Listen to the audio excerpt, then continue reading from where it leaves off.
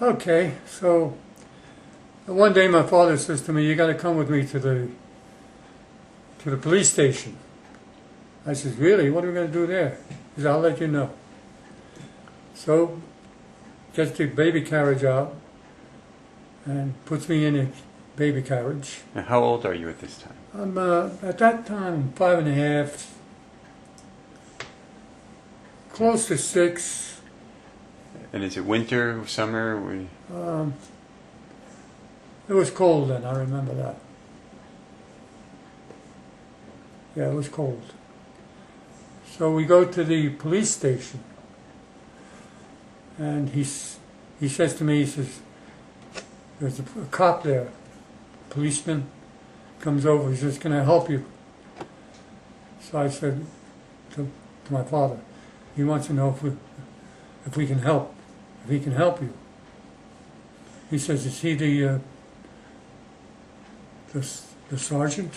He said it in Italian. Do you remember what he said? He's talking to me in Italian, and I'm talking to the cop in English. So then I said, "No, he's not the sergeant. He's not the captain, rather. My father wanted to speak to the captain." And I said, "No, he's not a captain. He's just a regular cop." My father says, "Tell him I want to speak to the captain." So I said to the cop, "My father wants to speak to the captain." And the guy says, "Maybe I can help you." So I said to my father, he says, "Maybe he can help us."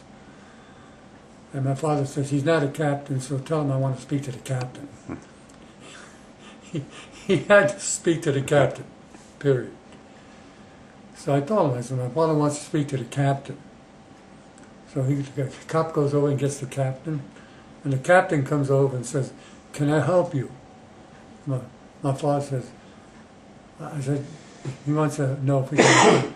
So my father said, "Tell him that we need a bag of coal because it's very cold in the apartment, and we have 5 children, and it's very cold and we need some coal. We don't have any money." So the captain says, "All right, go in the back and somebody will help you with some coal." So my father puts me in the carriage and wheels it to the back of the police station, and there's somebody over there with the door open and a bag of coal, and they put the bag of coal in the carriage. My father puts me on top of the coal, and home we go again. So we got the bag of flour, and now we got a bag of coal. Now, explain. Then the next day my father says, "Come with me. We're going to go to the bakery." I said, "Okay." So we go to the bakery, and we've gotten bread there before. They give you day-old bread from yesterday. So we get there, and we're the first ones there. We're right by the door, because we get there early.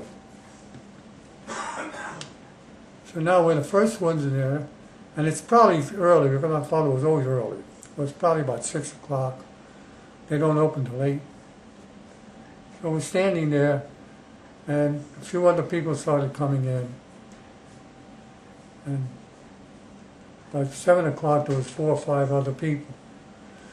By 7:30 there was about 20 other people. And by 8 o'clock when the place opened, there must have been 30 people online.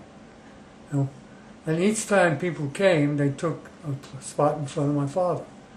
And I kept saying to my father, "Hey Dad, they get in front of you." And my father would look down at me and said, don't worry, just follow me." So then the baker, he sees the baker coming out with a big box. That's where the bread is. He sees him through the window. So he says, "Now follow me." And he was like a bulldozer. He just kept peeling people off. And I'm following him, and we're going up to the front of the line. And at the front of the line, he goes, "Me first." And he pounds his chest and says, in other words, saying to everybody, he was first to begin with. And sure enough, when the guy comes out with the bread, we got the bread, and we went home. That's and good. The story That's a of good the bread story. one. Now, was there actually? That's interesting. Is that what a bread line was? Was it at a bakery? Is that where? Most of the bread lines were at the bakery. Okay. Yeah, they used to give the bakeries you would give away the day-old bread. I see.